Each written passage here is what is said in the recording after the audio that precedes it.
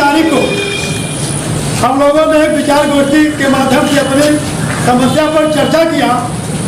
तो हमारे जो अधिकारी बैठे हैं, जो युवा कल्याण, खेल कूद और गाना बजाना करते हैं, और हम लोग को इतना बड़ा कीचड़ उठाते हैं, शोषण करते हैं। अब एक पियानी एक्ट 1948 तो दिखा करके हम लोग पर कार्रवाई करते हैं। इनको पता नहीं है और 1900 एक्ट क्या है क्या नहीं है। ये तो शोषण करना जानते हैं लेकिन पोषण करना नहीं जानते हैं। पियानी एक्ट को दिखाते हैं कि आप उर्दू रहेंगे, हम बिना उर्दू रहेंगे। इनका बात तो एक ही पिता का है। उर्दू बनते हैं, डीजी बनते हैं।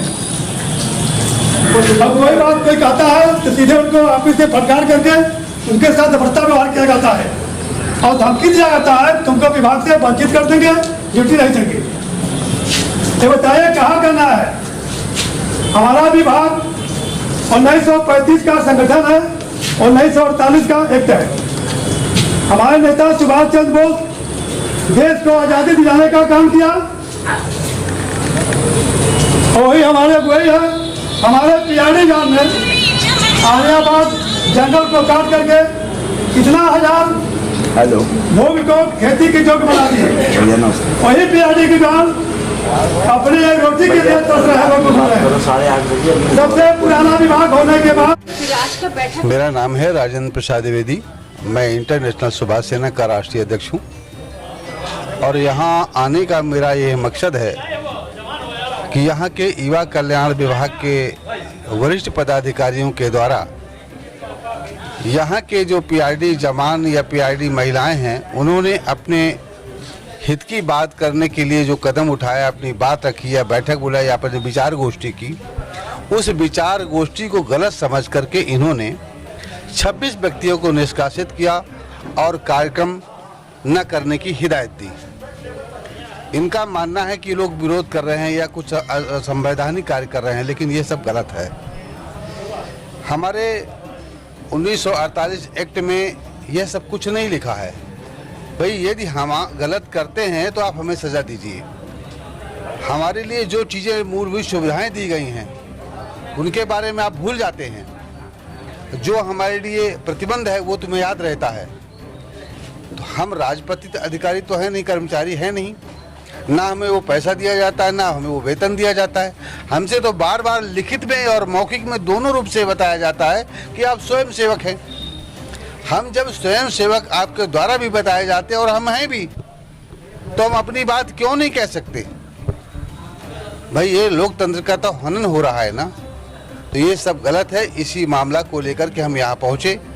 तो आज हमारे ये जवान, ये महिलाएं, ये सभी लोग अपने अधिकारियों के द्वारा जो प्रताड़ित किया गया है उसके संबंध में ये सब इन लोगों ने अपनी बैठक बुलाई है और उसी में दिशा निर्देश देने के लिए हम सब लोग आए हैं कि जो भी अधिकारी अन्याय करेंगे हम उनके खिलाफ जमीन से लेकर यहाँ से लेकर के हाई कोर्ट तक लड़ाई लड़ेंगे। और इसी को लेकर के इनको न्याय दिलाने के लिए और नेताजी सुभाष चंद्र बोस को बाहर निकालने के लिए 21 अक्टूबर को उसको अंतर्राष्ट्रीय युद्ध अपराधी स्वीकार करते हुए जिंदा मुर्दा देने का एग्रीमेंट कर लिया ब्रिटिश सरकार से और उनको विवश कर दिया, जिंदा दफना दिया। एक तरफ नेताजी को जिंदा दफनाया और एक तरफ नेताजी की व्यवस्था में बनाई हुई है सेना पीआरडी, जिसे ये लोग दमन चक्र चला करके इनको दबाना चाहते हैं। इनकी सुविधाएं इनको नहीं देते, इनको लूटपाट करते हैं, इनसे पैसा वसूलते हैं, इनके साथ जो भी वो गलत काम कर सकते हैं वो करते हैं। सर ये कहा है कि जाके बर्तन चौका करवाते हैं, उनसे काम करवाते हैं। ये इस तरीके से अनैतिक कार्य कराते पर्सनल काम देता है। ये सब गलत बात है ना। और जो आदमी अपनी मान मर्यादा को और नेताजी को वर्दी का मान मर्यादा करते हुए वो कहता मैं बर्तन चौका मतलब करने के लिए थोड़ी ये वर्दी पहनी है। ये तो देश सेवा के लिए स्वयं सेवक है हम, और हमसे बर्तन मंजवाया जाएगा। तो ये सब इसलिए हो रहा है कि इनको इनका शोषण करने के लिए किया जा रहा है। अब ये सेना जाग उठी है, ये अब किसी के दबाए नहीं देवेगी। हर अन्याय का मुकाबला करने के लिए हम लोग तैयार हैं। और जब तक नेताजी सुभाष चंद्र बोस को हम इस देश में नहीं प्रकट करा लेते और इनको जब तक हम न्याय नहीं दिला लेते और हर राज्य कर्मचारी के बराबर। पीआरडी जवानों का प्रदेश अध्यक्ष हूँ। पीआरडी वेलफेयर एसोसिएशन हमारा संगठन है। जिसके लिए हमारा रजिस्ट्रेशन है उत्तर प्रदेश सरकार द्वारा R190 हमारा रजिस्ट्रेशन है, हमारा पैन नंबर है भारत सरकार द्वारा मिला है और हमारा रजिस्टर्ड यूनियन होने के नाते हमारे को हमारे विभाग के अधिकारियों द्वारा तथाकथित बताया जा रहा है, जिसकी हमने न्यायपालिका के शरण में अपना रीट भी दायर कर दिया है।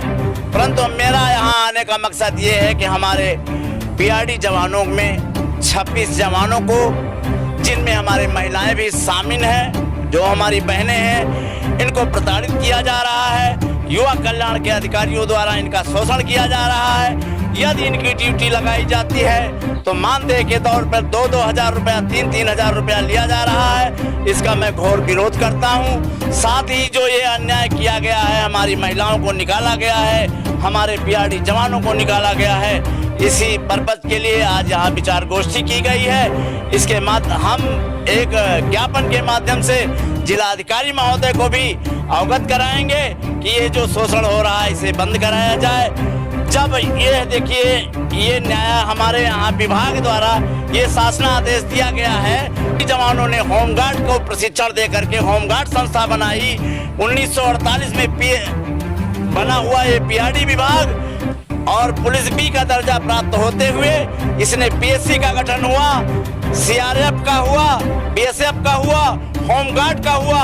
सभी संस्थाओं को आज सम्मान दिया गया।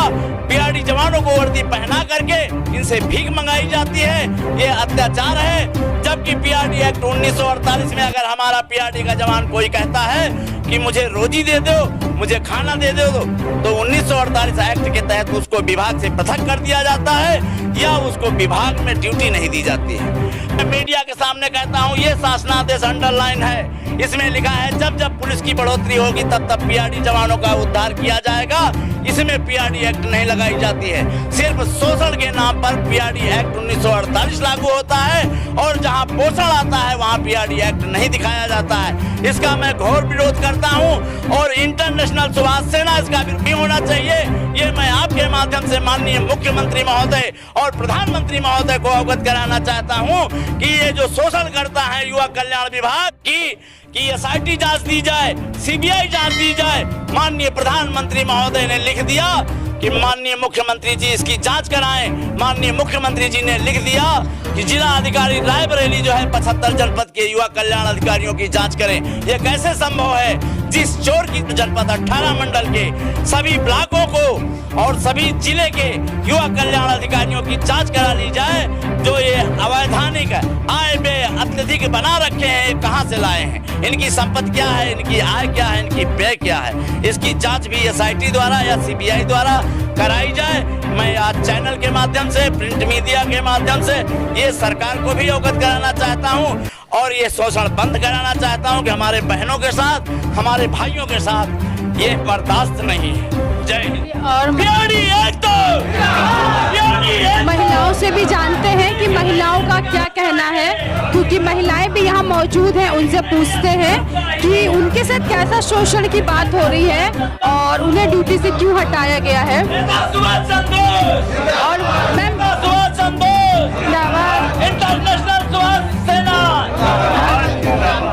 अनुराधा जी, कैसा शोषण हो रहा है आपके साथ? पीआरडी जवान हैं आप भी, क्या हो रहा है? ड्यूटी आप है कि नहीं है? ड्यूटी में है, लेकिन बताइए यहाँ अपने कोई धरना दिया जा रहा है, ना कोई रैली निकाली जाए। हमारा पर्सनल मैटर, तो बताइए अपनी समस्या को हम रखेंगे नहीं तो अधिकारी हम लोग विशेष कैसे जानेंगे इस बात को कि हम लोग के ऊपर क्या समस्या बीत रही है।